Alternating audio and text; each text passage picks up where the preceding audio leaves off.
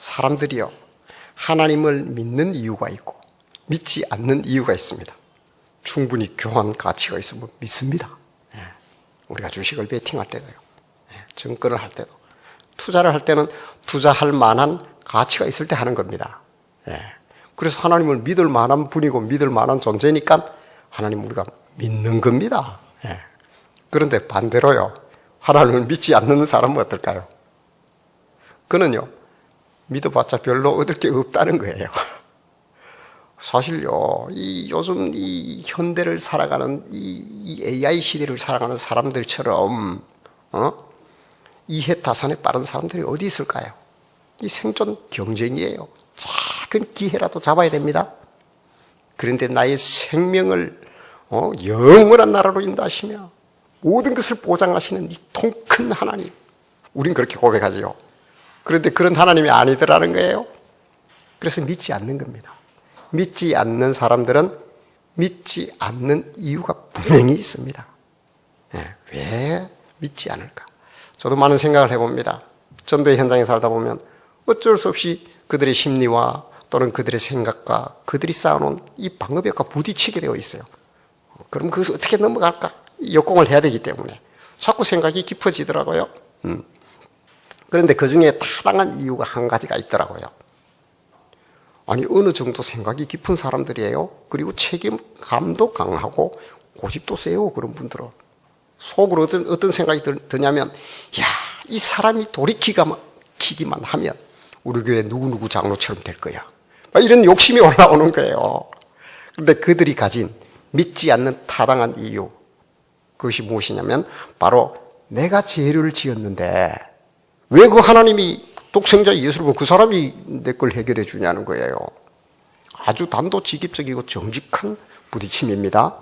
저는 그렇다고 생각해요. 맞아요. 혹시 제가 한번 질문을 던져보겠습니다. 내가 무슨 죄를 지었어요. 5년형을 살아야 돼요, 이제.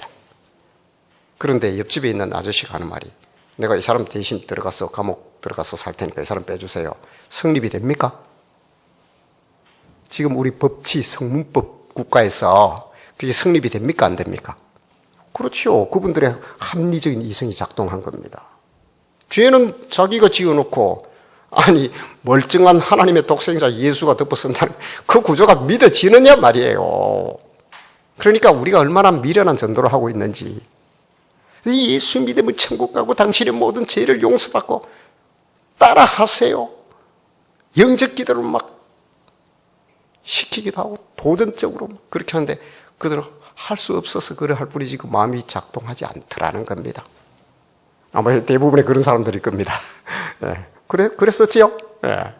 그러니까 왜 하나님이 내 죄를 덮어주느냐고, 그런다고 없어지느냐, 이 얘기예요.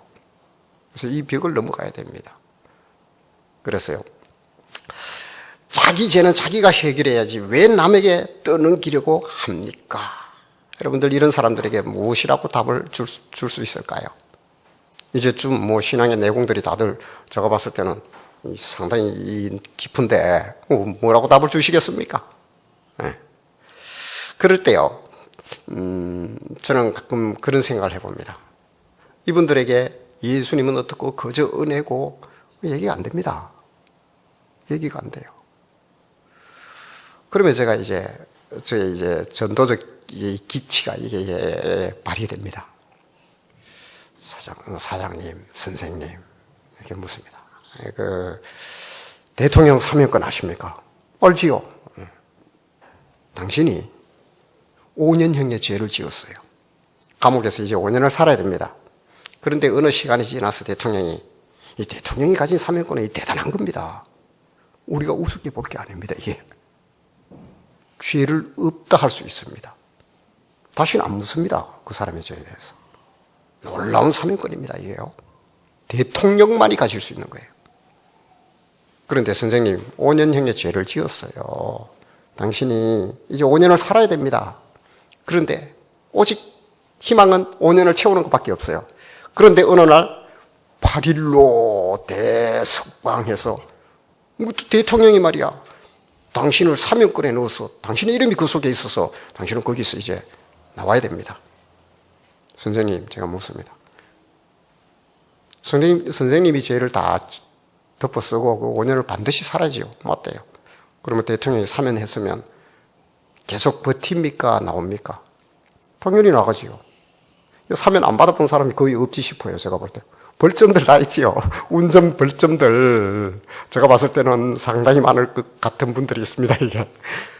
그거 대통령 한번 바뀔 때마다 기다립니다. 이거 싹 지워버립니다. 운전면허가 정지되었다니까요. 그걸로 생기를 유지하는 사람들은 그걸 바라보고 있습니다.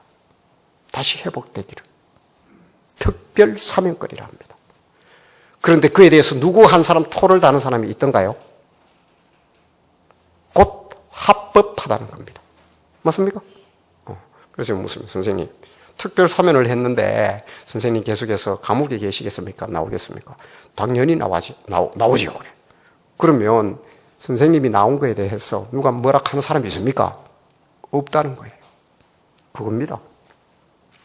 예수님을 믿고 예수님이 내 죄 때문에 죽었다는 게 그 특별 사면입니다. 물론 그 안에는 이제 많은 게 들어있죠. 그 얘기는 안 해요, 제가. 이제 그거는 신앙생활 하면서 알아가는 과정이 우리의 신앙의 여정입니다.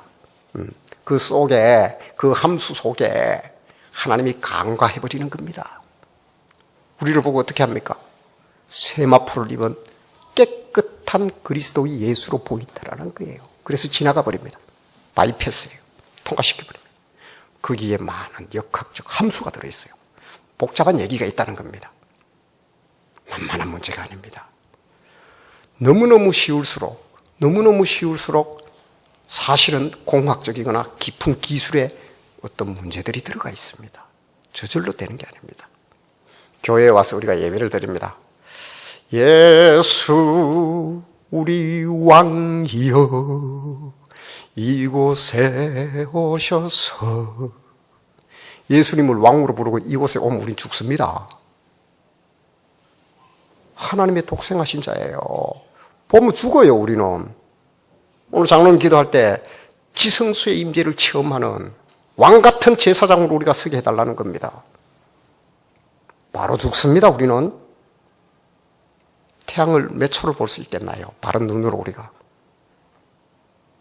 그런 태양이 수천 개, 제가 볼 때는 뭐 이 우주에 있는 최근에 이제 천문학자들이 하는 얘기가 은하의 숫자만 2조 개가 넘어간답니다. 한 개의 은하에 2천억 개 이상의 별이 있습니다. 태양 같은 행성은 수천 조가 있을 수도 있어요. 셀 수가 없습니다. 항성. 그것을 만든 하나님을 우리가 볼 수 있겠나요? 태양을 몇 초도 못 보는 우리가. 그런데 지금 예수 왕이여 이곳에 오셔서 좌정하사 우리를 다스려 주시고 임재하여 달라는 거예요. 다시 말해서 나를 만나 달라는 거예요. 여기에 많은 변수, 이게 저절로 된 게 아니라는 거예요. 그러니까 단순하죠. 우리는 와서 하나님 아버지 이곳에 오셔서 임재하여 주소서. 여기에 많은 게 들어있다는 겁니다. 이것처럼요. 그래서 우리가 예수 그리스도를 믿고 하나님의 자녀가 되는 권세를 얻었다는 것 너무나 단순하죠. 주 예수를 믿어라. 그리하면 너와 내 집이 구원을 얻으리라. 여기에 많은 게 들어있습니다. 그래서 그게 뭐가 들어있는지를 보고 때로는 눈물을 흘리고 무릎 속엔 자기의 머리를 쳐박고요. 이런 과정대로 우리의 신앙생활이 되며 한 걸음 한 걸음 주님께로 다가가게 되더라는 겁니다. 그런데요, 제가 이런 질문을 받고 던지면서 자기 죄는 자기가 해결해야지 왜 남이 해결해 줍니까? 한 채널이 더 열리더라고요. 그게 뭐냐면 혹시 우리 성도들의 신앙이 무미건조하거나 때로는 하나님과 이 스팟, 이게 불꽃이 일어나야 돼요. 이 스포트가 일어나야 돼요. 만나면요. 변화가 일어나거든요. 근데 무미건조한 이유가 뭘까? 그것이 바로 이 질문이 우리 성도들의 삶과 신앙의 여정 속에 아직은 여전히 남아있는 게 아닐까 하는 의문이 들더라는 겁니다. 다시 말했어요. 하나님이 독생자 예수를 보내셔서 나의 죄와 허물을 다 덮어쓰고 나를 깨끗한 하나님의 자녀로 인을 쳤다면 그 과정이 아직은 안 믿어지는 과정에 있는 것 아닌가? 정말로 그러한가? 내가 무슨 죄를 짓는데 그거 예수 믿는다고도 용서가 돼? 그럼 내 죄는 내가 감당해야지. 이런 것들이 우리 속에 있지 않느냐 하는 여운이라는 겁니다. 그래서요, 저는 이런 도전을 한번 해보고 싶습니다. 여러분, 사랑과 은혜, 은총, 감사 이런 것들에 대해서 물론 사전적 정리는 하실 거예요. 내가 체득해서 정언하고 계십니까? 교회처럼 이 교회의 전유물 같아요. 사랑을 이야기하고 그리고 은혜를 얘기해요. 입만 떼면 뭐 교회 다니는 사람들은 하나님의 은혜입니다. 하나님의 은총을 많이 받으십시오. 아마 이번에 설날에 이 SNS로 뭐 수도 없이 날아다녔을 거예요. 축복합니다. 이게 뭐 그리스도인들의 전유물처럼 쓰는 단어인데요. 제가 다시 한번 묻겠습니다. 이 단어를 체득하며 삶으로 여러분들의 신앙으로 해석해내고 부딪히고 있느냐 하는 겁니다. 주님 한번 부르며 혹시 새벽이나 홀로 있는 시간에 주님 한번 부르며 눈물을 흘려본 적이 있습니까? 아마 그 속에 저는 이 해석이 있다고 생각합니다. 은혜가 무엇인지, 은총이 무엇인지 도저히 나로서는 감당할 수 없는 자리였는데 하나님이 나를 자녀됨에 아빠 아버지라 부르는 자리에 나를 데려다 놓으셨다는 겁니다. 그래서 아버지 그 속에 나도 모르게 눈물이 나오더라는 겁니다. 그래서 제가 그런 질문을 했던 겁니다. 우리의 삶에서 정말 감사와 은혜와 은총, 축복 이것이 진정 내 삶으로 해석되어지느냐 하는 겁니다. 그렇다면 저는 그 사람은, 그 성도는 진정으로 은혜를 안다고 생각합니다. 그래서 보네프가 그걸 모르는 사람들 어떤 얘기했냐면 값싼 은혜다라는 얘기를 했습니다. 찬양하세 찬양하세 합니다. 무화과 나무 잎이 마르고 찬양을 합니다. 그래서 어떤 목사님이 세웁니다. 얘야, 그 무화과 나무 잎이 마르고 막 춤추는데 너 왜 그래 춤추니? 목사님 즐겁잖아요. 뭐가 즐거운데? 몰라요. 찬양하면 즐거워요. 그래서 목사님이 그 아이에게 물었답니다. 그게 어디 있는 구절인지 아니? 성경에 있잖아요. 어디? 하박국요. 헐크니 아무래도 쇠소식반을 잘 거친 것 같아요. 그래서 잘 배워왔어요. 그런데 다시 묻습니다. 그 하박국이 왜 불렀는데? 좋으니까 불렀지요? 아니야. 좋은 게 아니야. 하나님이 하박국에게 이제 이스라엘을 저기 포로로 보내버려야 되거든. 그런데 보내는 이유가 뭐냐면 의인 한 명이 없어서 이 일을 좀 막아줄 자가 있는가. 하나님이 탄식을 하면서 사람을 찾고 있는데 하박국이 딱 나와서 하는 말이 하나님 우리를 이렇게 하나님의 자녀되고 예배도 맨날 드리고 하나님의 선택받은 성민인데 우리를 어떻게 바벨론으로 포로를 보냅니까? 그러니까 하나님 야 그럼 내가 잘못됐단 말이냐? 그럼요. 근데 한번 물어보자. 내가 뭘 잘못했는데? 우리는 하나님을 예배하는 하나님의 사람 아닙니까? 그래? 그럼 내가 한 가지 제안을 하자. 이 예루살렘 거리를 빨리 왕래하며 달려가면서도 읽을 수 있도록 의인이 있는가? 의인이 있다고 그 사람 등에 의인을 쓰라는 거예요. 한 사람이라도 찾아오면 네가 말한 대로 내가 그대로 이 일을 행하지 않겠다. 그래서 하박국이 열심히 그걸 찾아본 거예요. 자기는 또 의인인 줄 알았거든요. 그런데 알아버려요 나중에. 의인은 없나니 한 명 하나도 없도다. 그러나 오직 의인은 믿음으로 말미암아 살게 된다는 걸 알게 됩니다. 그래서 얼마나 급했는지 우리의 소가 없고 양떼가 없고 내 밭에 소출이 없고 이것저것 저것이 아무것도 없어도 나는 오직 여호와 하나님만으로 앞으로 기뻐하겠습니다. 만족하겠습니다. 다급하게 신앙 고백을 드리는 거야. 막길 때문에 살 수 있니? 분위기 어떻니? 죄송해요 목사님. 그러더래요. 이게 우리 값싼 은혜입니다. 그 아이가 틀렸다고 제가 지적하는 게 아니에요. 아마 목사님은 이 아이에게 한 걸음 더 들어가는 성숙된 신앙의 눈을 열어주고 싶었던 것 같아요. 보네프가 얘기한 게 바로 그 얘기입니다. 값싼 은혜가 뭐냐? 자, 오늘 제가 제목을 뭐라고 했냐면요. 간과와 대속의 은총이라고 해놨습니다. 간과는 통과시켜서 안 묻겠다는 얘기예요. 가타부타 원인을 묻지 않겠다는 게 간과시킨다는 거예요. 모른 척 한다는 겁니다. 그 정도가 아니라 괜찮아 그런 거예요. 마치 할아버지가 손주들 수염을 집어 뜯어도 괜찮아 귀여워 그겁니다. 이게 간과예요. 어디 감히 어르신의 그 수염을 뜯어요. 간과시킨다는 겁니다. 그러면 이 간과 속에 어떤 내용이 들었을까요? 바울은, 우리가 아는 바울은 지독한 율법주의자였습니다. 로마서 3장 24절에 이렇게 말합니다. 같이 읽습니다. 그리스도 예수 안에 있는 속량으로 말미암아 하나님의 은혜로 값없이 의롭다 하심을 얻은 자 되었느니라. 왕이신 예수여 오셔서. 왕이신 예수가 오면 우리 타서 죽습니다. 그분의 빛 앞에. 그런데요, 괜찮아요. 아빠, 아버지라 그러면 그렇게 할 수 있는 게 뭐라고요? 속량이라는 이 이상한 함수가 들어있습니다. 이게 속량. 누가 십자가에서 그렇게 참혹하게 죽어야 될 죄를 지었을까요? 나였던 겁니다. 내가 거기에 달려야 되고 참혹한 십자가를 내가 져야 됐다는 겁니다. 대신 예수 그리스도께서 오셔서 그 짐을 지시고 가셨습니다.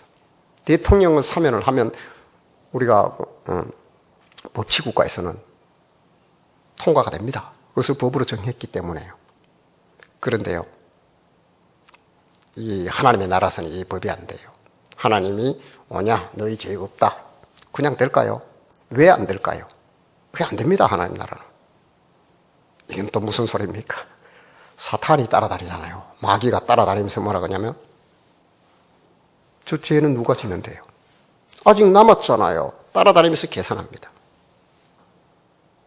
그래서 그에 맞는 걸 줘야 됩니다. 뭘 줄까? 목숨 생명 내놓으세요. 죄의 삭슨 사망이니라. 생명을 내놔야 됩니다. 소와 양을 줘도 안 됩니다. 한시적일 뿐이에요. 그 다음날 또 그러니까요. 그 다음이 뭐예요? 몇 시간 후에 또 그러니까요. 안 됩니다. 염소와 송아지의 피로는 진짜 살 수가 없습니다. 그래서 하나님이 당신이 직접 독생하신 예수 그리스도로 이 땅에 오셔서 내가 줘야 될 생명의 값을 지불해 버리니까 마귀가 청구를 했는데 보니까 청구는 이만큼인데 이만큼 와버린 거예요. 100만을 청구했는데 1조가 와버린 거예요. 그러니까 마귀가 뭐라 그러냐면 아무 소리 안 하고 물러가 버렸습니다. 죄 없다. 죄 없다. 이렇게 되어버렸습니다. 그것이 바로 속량이라는 사실입니다. 그래서 로마서 5장 15절에 이런 말씀을 합니다. 그러나 이 은사는 그 범죄와 같이 아니하니 곧 한 사람의 범죄를 인하여 많은 사람이 죽었은즉 더욱 하나님의 은혜와 또한 한 사람 예수 그리스도의 은혜로 말미암은 선물은 많은 사람에게 넘쳤느니라. 범죄가 아담으로 통하여 왔습니다. 그의 후손들입니다. 그 죄를 다 져야 됩니다. 그런데 한 사람 예수 그리스도 그가 다시 왔습니다. 그 은혜가 얼만큼이었다고요? 100만 원을 지불해야 되는데 1조가 와버린 거예요. 아니요, 계산할 수 없습니다. 백지 수표가 와버린 거예요. 그것을 충분히 담고도 남을 만한 요구서를 충분히 충족시키고 남을 그것을 줘버린 겁니다. 그래서요, 그 은혜로 말미암은 선물은 많은 사람에게 넘쳤다. 이것을 불가항력적인 은혜라 그럽니다. 여기에서는요, 은혜가 너무 커버리면 불가항력이라고 내가 거부할 수 있는 게 아닙니다. 이게 편무적이에요. 하나님 쪽에서 그냥 일방적으로 보내신 거예요. 그래서 예수를 믿기만 하면 그 백지 수표 결제권을 내가 가졌다는 겁니다. 그래서 마귀가 청구하는 청구서에 언제든지 적어주면 됩니다. 그냥. 아나 여기 있다. 적는 게 뭐라고 적습니까 우리가? 예수 그리스도 적어서 주어버리는 겁니다. 이것이 강가의 은총이고 강가의 함수라는 사실이에요. 로마서 5장 19절입니다. 우리 같이 읽습니다. 한 사람이 순종하지 아니함으로 많은 사람이 죄인 된 것 같이 한 사람이 순종하심으로 많은 사람이 의인이 되리라. 여기에서 한 사람의 순종은 불가항력적 은총이고요. 그 혜택은 많은 사람이 의인이 된다는 겁니다. 천하 사람으로는 할 수 없었기 때문에 하나님이 직접 오셔서 그렇게 했다는 겁니다. 내 죄를 내가 대신 져야지요. 누가 대신 해줍니까? 티베트의 그 성녀들처럼 종일 앉아서 벽 보고 또는 뭐 오체로 기어서 뭐 제가 볼 때는 수백 킬로를 가요. 있을 수 없는 일들을 하더라고요. 제가 물어보겠습니다. 그래서 그들이 원하는 해탈의 경지, 죄 없다 하는 경지에 이르는 자가 누가 있나요? 분쟁을 피하기 위해서 제가 석가세존을 불러다 드릴게요. 그렇게 하세요. 승철 스님은 8년간 장자불화를 하면서 별의별 거 다 한 분이에요. 조계종의 큰 스님이었어요. 그는 스스로 이야기했어요. 나는 산채로 무간지옥에 떨어진다. 왜냐하면 우리를, 나의 죄를 대속할 대속자가 없기 때문이다. 자기 힘으로 안 된다고 포기한 겁니다. 아니, 수행을 해서 자력으로 가야 되는 덕도의 종교가 왜 누구를 찾았냐고요. 여러분, 정말로 도가 깊은 사람은 이 사실을 알게 되어 있습니다. 부정할 수가 없습니다. 여러분, 기억 속에 남아있는지 모르겠는데요. 원비어 사건을 아십니까? 북한에 갔던 그 22살? 22살? 뭐 그 청년 있지요? 우리로 일하면 대학교 1, 2학년 나이예요. 그 아이가 잘생겨서 보니까, 북한에 갔다가 뭐 걸면 걸리지요. 사이도 안 좋고 하니까 거기서 이제 붙들렸다가 죽도록 고문을 당하고, 왜냐하면 그 인터뷰를 시킨 대로 해야 되는데 애가 고집이 세니까 제대로 가르쳤는지 모르겠는데 원비어 부모가 그렇게 안 하는 거야 이게. 그러니까 지독한 고문을 받다 너무 한도치를, 탄성한도를 넘어가 버린 거예요. 그래서 애가 겨우 목숨만 붙어 있다가 미국에 내려서 얼마 있다 바로 죽어버렸죠. 그때 저는 어떤 생각이냐면, 저 미국은 대단한 나라고, 자존심, 한 사람을 구원하기 위하여, 한 사람을 살리기 위하여 항공모함을 보낸 나라거든요. 자기 백성들을 지킨다고? 저거 어떻게 될까? 이 정은이 동생은 이제 끝났다. 그런 생각이 아무 말도 안 하더라고요, 미국이. 저도 무슨 짓을 할까? 걱정했는데, 어느 날 신문에 보니까, 여러분들 다 기억하실지 모르겠습니다. 북한의 거대한 상선을 태평양에서 나포를 딱 했습니다. 붙들었습니다. 미국에 뭐 군함이 가서 딱 잡아왔어요. 그래서 선원들은 해서 딱 돌려보내고 배를 다 팔아 몽땅 그 원비어 가족에 줬습니다. 이 사건 아십니까? 미국이 그런 나라입니다. 왜 그럴까요? 자국민을 사랑합니다. 물론 뭐 제가 미국을 비하해서 비교하자는 얘기는 아니에요. 여기서 본질은 하나님이요. 내가 포로가 되었어. 네가 감히 내 사랑하는 자녀를 네가 건드려? 소유권이 너에게 있다고? 무슨 소리 하면서 하나님은 상선을 납포할 정도가 아니에요. 직접 뛰어내려와서 네 요구사항이 뭐야? 줘봐. 그가 요구하는 건 죄의 삭선 사망이라는 거예요. 당신이 사랑하는 그 자녀를, 여기 있는 우리 성도님, 장로님, 근사님, 집사님들, 그 소유권 나에게 있다는 거예요. 그 이전하려면 얼마야? 백지를 내는 거예요. 그건 엄청난 금액이에요. 천하 사람으로는 감당할 수 없어요. 그러니까 하나님이 예수 그리스도 이름을 주고 줘요. 네 마음대로 해. 그래서 우리를 빼내왔습니다. 상선 한 대 정도가 아닙니다. 내가 이 자리에 앉은 것은 독생자 예수 그리스도, 그 값이 치러졌기 때문에 내가 여기서 하나님을 아버지라 부를 수 있는 자식이 주어졌고, 죄 없다 하는 자리에 이렇게 되었다는 거예요. 간과해버리신 겁니다. 그래서 그것을 확인할 때가 올 겁니다. 언제냐? 여러분 많이 들어보셨죠? 계시록에 가면 백보자 심판이 있습니다. 하나님이 워낙 빛이셔서 흰 의자에 앉으신 거예요. 다 희게 보이니까. 그래서 심판을 합니다. 지나갑니다. 살아있는 교회 누구 흉악히 자기 죄를 자기가 감당해야 될 흉악한 죄가 있는 거예요. 그런데 이렇게 보고 바이패스, 통과를 시켜버립니다. 왜 통과시킬까요? 내가 아닙니다. 나는 예수 그리스도의 세마포로 옷을 입어서 이미 예수로 보인다는 겁니다. 깨끗한 거예요. 죄 없다. 생명책에 이름이 있는 겁니다. 너는 새하늘과 새 땅에 나와 함께 영원한 천국에서, 하나님의 나라에서 영원히 나와 함께 거하리라. 자녀가 되는 상속권을 주시면서 천국을 상속하라 하면서 우리를 하나님의 그 나라에 옮겨놓는다는 사실입니다. 성도 여러분, 여기에는 많은 하나님의 애씀이 있습니다. 굳이 어렵게 표현하면 많은 함수가 있다는 거예요. 그것을 알아가는 것이 우리의 신앙의 여정입니다. 하나님은 우리의 죄를 다 강과하신 분입니다. 로마서 3장 25절입니다. 우리 함께 읽겠습니다. 이 예수를 하나님이 그의 피로써 믿음으로 말미암는 화목제물로 세우셨으니 이는 하나님께서 길이 참으시는 중에 전에 지은 죄를 강과하심으로 자기의 의로우심을 나타내려 하심이니. 보세요. 하나님이 그의 피로써 예수 그리스도를 화목제물로, 화목제물, 우리는 하나님과 죄로 인하여 불화해버렸습니다. 불화의 상태에 다투었어요. 그러나 예수 그리스도가 죽음으로 그가 화목하는 제물이 되었다는 겁니다. 그래서 예수의 그 화목제물의 피는, 그 제물은 우리가요, 잘 알듯이 불에 다 태워버려 먹을 게 없어요. 번제 뭐 이렇게 드리는 제사. 그러나 화목제물만은 삶아서 드립니다. 그렇기 때문에 그의 살과 피를 우리가 나누어 먹습니다. 화목제는 반드시 제사장과 제사를 드리는 자가 나누어 먹게 되어 있거든요.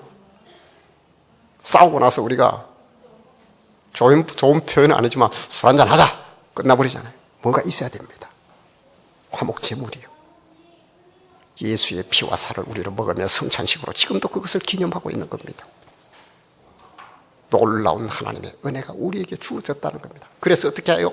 전에 지은 이 모든 죄입니다. 전에 길이 참으시는 중에 전에 지은 모든 나의 죄를 강과하심으로 자기의 의로우심을 나타냈다. 하나님은 자루나무로나 치우치거나 공의와 정직이 무너지는 분이 아닙니다. 충분한 대가를 지불했기 때문에 마귀는 참소하지를 못합니다. 우리가 그저 하나님 나라 가는 걸 쳐다보고만 있습니다. 어떻게 할 방법이 없습니다. 단 예수 그리스도를 구주로 섬기며 그 사랑의 깊이에 안기는 삶이 일 때요. 그 삶이 지속될 때요. 그래서 우리에게 주신 하나님의 이 놀라운 은혜, 그것은 바로 정말 내게 강과하신, 나의 모든 죄를 강과하시는 하나님의 놀라운 애씀이 들어있다는 사실을 기억하시기 바랍니다. 그것을 찾고 응답하는 것이 우리의 신앙의 여정이어야 하며, 그러할 때 주님께로 더욱 가까이 다가가 어느새 눈을 떠보면 하늘나라에 내가 있다는 사실입니다. 이 자리에 이르는 놀라운 축복의 주인공이 되시기를 주님의 이름으로 축복합니다.